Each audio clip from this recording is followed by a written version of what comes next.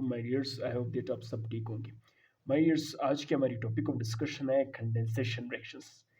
इससे पिछले लेक्चर्स में अगर मैं बात कर सकूं आपसे, तो उसमें हमने बेस कैटालाइज्ड रिएक्शंस देखा, जिसमें हमने addition of hydrogen cyanide, addition of Grignard reagent, addition of sodium bisulphate, aldol condensation, Cannizzaro reaction, haloform reaction हमने डिस्कस करना है। आज ये हमारी चौथी लेक्चर्स है बेस कैटालाइज्ड रिएक्शंस में से, जो कंडेंसेशन रिएक्शन में एल्डोल कंडेंसेशन को हम डिस्कस करेंगे। तो ये जो है वो हम पंजाब टेक्स्ट बुक से, क्योंकि तैयारी कर रहे हैं MDK 2024, और आप अगर लाहौर बोर्ड की एग्ज़ाम्स देने के लिए देने जा रहे हैं तो उसके लिए भी आप इस लेक्चर को सुन सकते हैं माय डियर्स। देखिए टॉपिक की तरफ आते हैं। Condensation reaction, the reaction in which two molecules of the same layer different compounds combine to form a new compound, ठीक है, with layer without the elimination of small molecule like water, ammonia layer called condensation reaction। सबसे पहले aldol condensation से पहले भी हमें condensation का जो वर्ड है उसको समझना होगा। देखें, दो एक तरह की मॉलिक्यूल्स या दो मुख्तलिफ किस्म के मॉलिक्यूल आपस में जब कंबाइन हो जाएंगे, जुड़ जाएंगे, तो हमारे पास एक कंपाउंड बनेगा, एक नया न्यू कंपाउंड बनेगा, ठीक है, जिसमें से कोई स्मॉल मॉलिक्यूल्स जैसे वाटर, एमोनिया वगैरह रिलीज भी हो सकते हैं और नहीं भी रिलीज हो सकते हैं। This process is called condensation reaction. एक दफ़ा फिर बता सकूं, दो मॉलिक्यूल जो आपस में जुड़ेंगे वो सेम भी हो सकते हैं, जैसा एथेनॉल एथेनॉल, ठीक है, या एथेनॉल प्रोपेन, ये मुख्तलिफ किस्म के कंपाउंड हैं। यानी दो एक जैसे मॉलिक्यूल जो आपस में जुड़ जाए, या दो मुख्तलिफ किस्म के मॉलिक्यूल आपस में जुड़ जाए, एक न्यू कंपाउंड बना लें, ठीक है, जिसमें से वाटर और एमोनिया जो है एलिमिनेट हो। This process is called condensation reaction my dears. I hope that यहाँ तक आपको अच्छी तरीके से समझ आएगा। आई होप अभी हम एल्डोल कंडेंसेशन को डिस्कस करेंगे। देखिए, aldehyde and ketone possessing alpha hydrogen atom react with cold dilute solution of alkali to form addition product known as aldol। सबसे पहले हमें ये पता होना चाहिए कि जो अल्फा हाइड्रोजन से क्या मुराद है, ठीक है। ये जब हम अपने बुक की नेक्स्ट पेज पे जाएंगे वहां पे आपको समझाऊंगा। यानी अल्फा कार्बन के साथ जो हाइड्रोजन अटैच होते हैं, that is called alpha hydrogen. Alpha carbon के साथ जो हाइड्रोजन अटैच होते हैं that is known as alpha hydrogen, ठीक है। अभी अल्फा कार्बन कौन से, कार्बोक्सिलिक एसिड के बाद जो कार्बन है that is called alpha carbon, ठीक है। ये इस चीज पे मैं अगले नेक्स्ट पेज पे इसी अल्फा हाइड्रोजन के बारे में आपको बताऊंगा और डिस्कस करेंगे। खैर, इनका जब अब मैं रिएक्शन करवाऊंगा, ठीक है, dilute solution of alkali to form, हमारे पास एक प्रोडक्ट बनेगा जिसको हम एल्डोल कहेंगे। ये तमाम तर बातें नेक्स्ट पेज पे रिएक्शन की मदद से हमें बेहतर समझ आएगी, ठीक है, क्योंकि यहाँ पे पैराग्राफ की फॉर्म में आपको शायद इतना बेहतर तरीके से समझ ना आ सके, लेकिन जब हम अपने नेक्स्ट पेज पे जाएंगे वहाँ पे रिएक्शन की मदद से हम हर एक एल को भी समझेंगे, डोल को भी समझेंगे, अल्फा हाइड्रोजन को भी समझेंगे, ठीक है, वहाँ पर हमें बेहतर समझ आएगा। बहरहाल यहाँ पर सिर्फ आप एक दफ़ा सुन लें। अल्कली का क्या मतलब, अल्कली का मतलब वो बेसिस जो वाटर में सोलेबल है, ठीक है, दैट्स कॉल्ड अल्कली। या फिर स्ट्रॉन्ग बेसिस को भी अल्कली कहा जाता है, जैसे sodium hydroxide, potassium hydroxide, barium hydroxide, ठीक है, that's all are called alkali. The name aldol is, जो एल्डोल का जो लफ्ज़ है वो हमने कहाँ से नेमिंग की। देखिए, जब हमारे पास जो प्रोडक्ट बनेगा उसमें एल्डिहाइड भी होगा, अल्कोहल भी होगा, फंक्शनल ग्रुप, यानी एल्डिहाइड फंक्शनल ग्रुप भी होगा, अल्कोहल फंक्शनल ग्रुप भी होगा, जिसकी वजह से हम उस प्रोडक्ट को कहेंगे एल्डोल।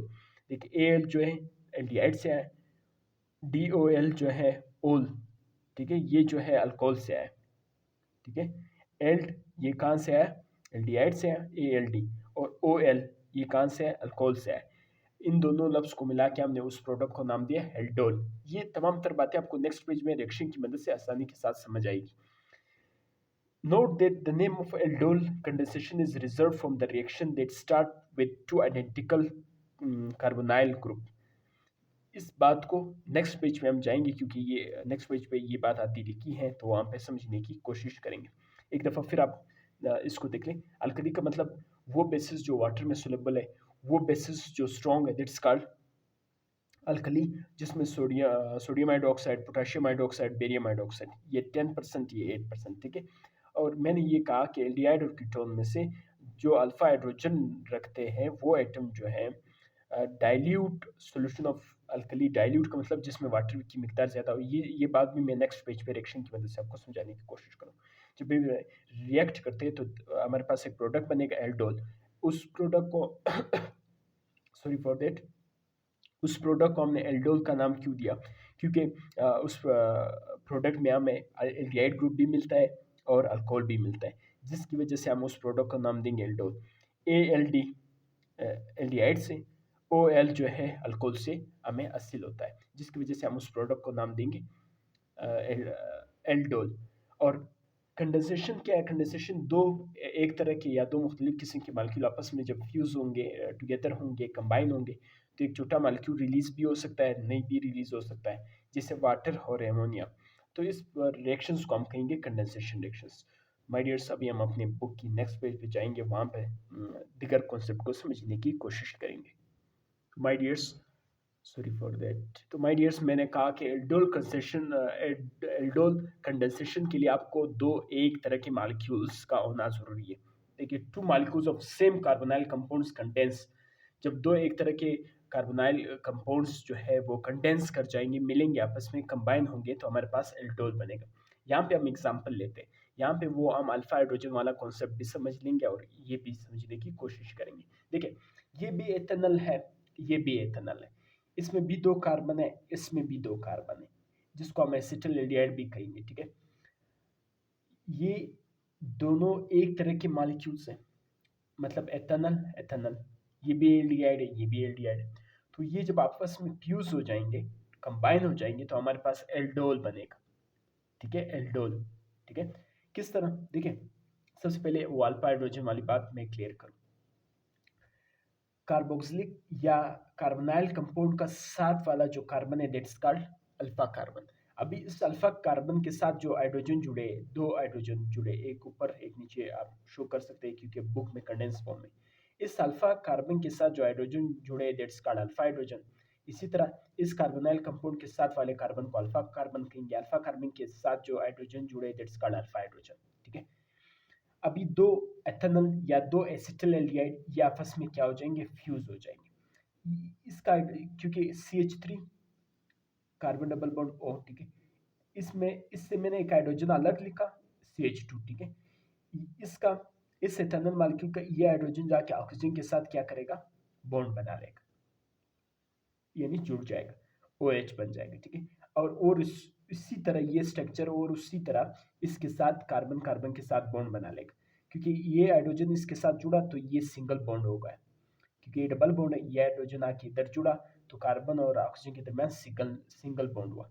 CH3 मैंने उसी तरह लिखा, फिर CH उसी तरह लिखा, क्योंकि इस कार्बन के साथ जो है या हाइड्रोजन जुड़ा तो OH इसके ऊपर आए, फिर इस कार्बन ने इस कार्बन के साथ बॉन्ड बना लिया उसी तरह, CH2 उसी तरह, C डबल बॉन्ड O उसी तरह, H इसी तरह।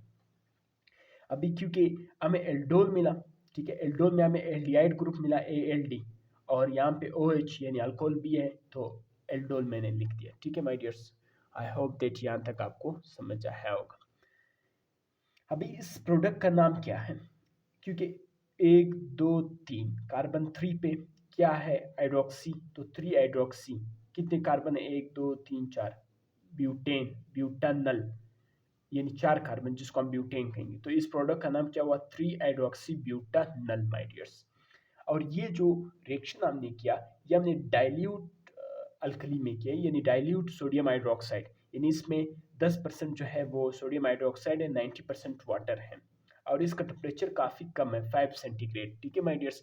क्योंकि पिछले पेज में हमने ये पढ़ा कि हम कोल्ड डाइल्यूट अल्कली सोल्यूशन में इसका रिएक्शन करवाते हैं। इसी तरह मैं एक दूसरा एग्जांपल लेता हूँ, प्रोपानल, प्रोपानल 1 2 3 1 2 3, यानी जिसमें 3 3 कार्बन हो। यहाँ से इस प्रोपानल का इस कार्बन का ये हाइड्रोजन जाके इसके साथ जुड़ जाएगा, OH बनेगा, क्योंकि हाइड्रोजन इसके साथ जुड़ गया तो ये डबल बॉन्ड से सिंगल बॉन्ड हो जाएगा। CH3 उसी तरह, CH2 उसी तरह, CH उसी तरह, ये हाइड्रोजन आके इधर जुड़ा OH, ठीक है। इस कार्बन ने इस कार्बन के साथ बॉन्ड बना लिया, CH, और ये कार्बन CH3, ठीक है।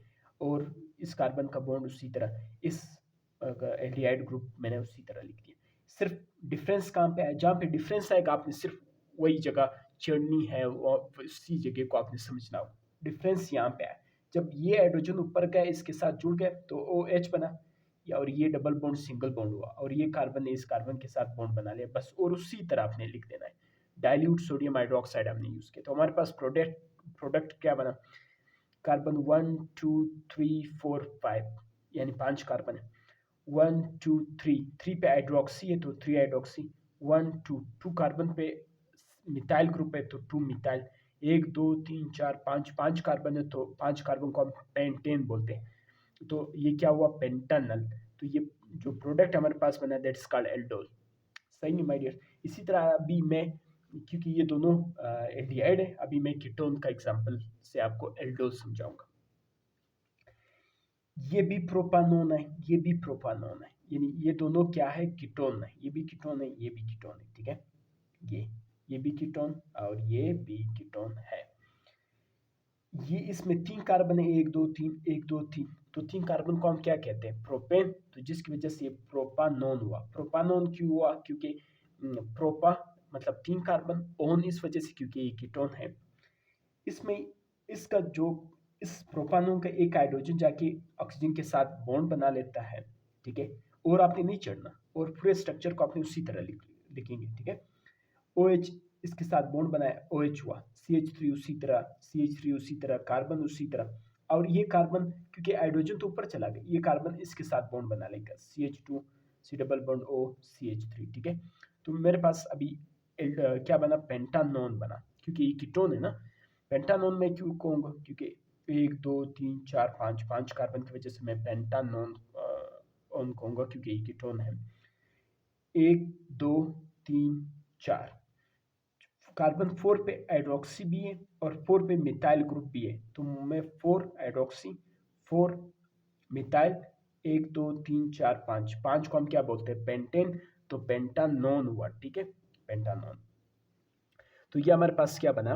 इस रिएक्शन की मदद से हमने ये समझा कि जब मैं दो एक तरह के मालिक्यूल या दो मुख्तलिफ किस्म के मालिक्यूल को आपस में जोड़ता हूँ, लेकिन एल्डोल कंडेंसेशन में हमने ये डिस्कस किया कि जब आपने दो एक तरह के मालिक्यूल आप आपस में जोड़ देंगे, जैसे एथेनल, प्रोपानल, प्रोपेन, प्रोपोन, प्रोपेन, ठीक है।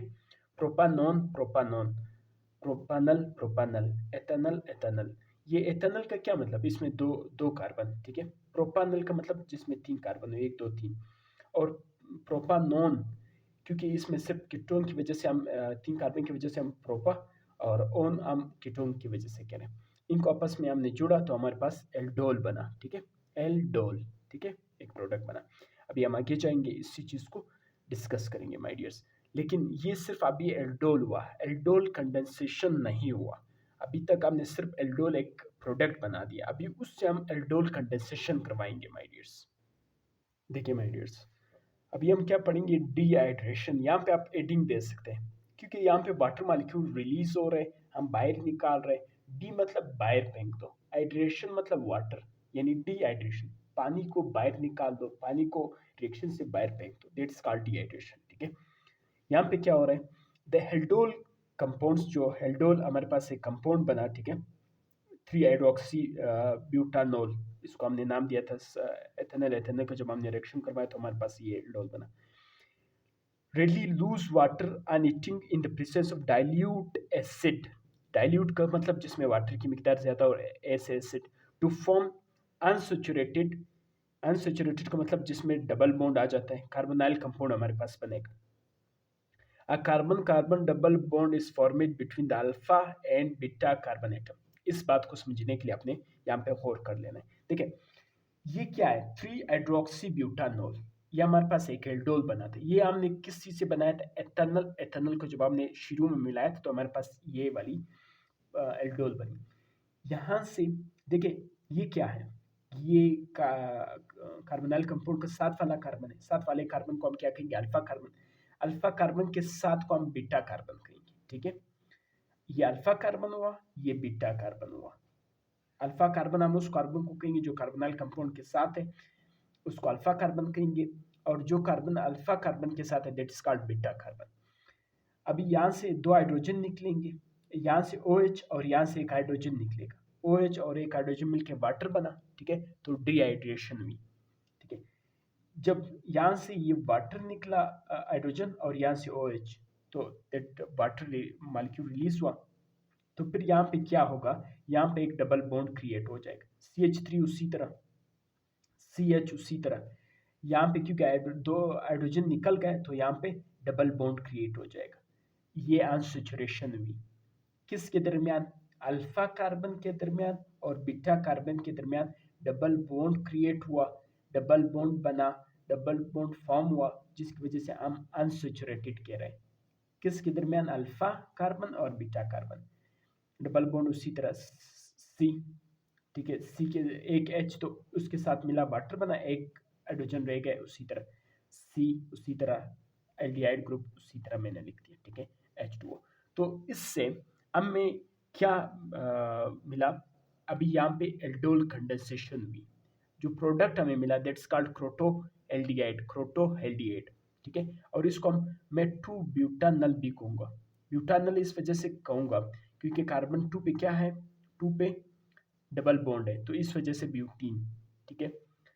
अल किस वजह से कह रहा हूँ, क्योंकि इसमें क्या हो रहा है, इसमें OH ग्रुप था वो रिलीज हो गया और यहाँ पे एल्डिहाइड ग्रुप है, ठीक है, तो इसको मैं 2 ब्यूटानल भी कहूँगा माय डियर्स।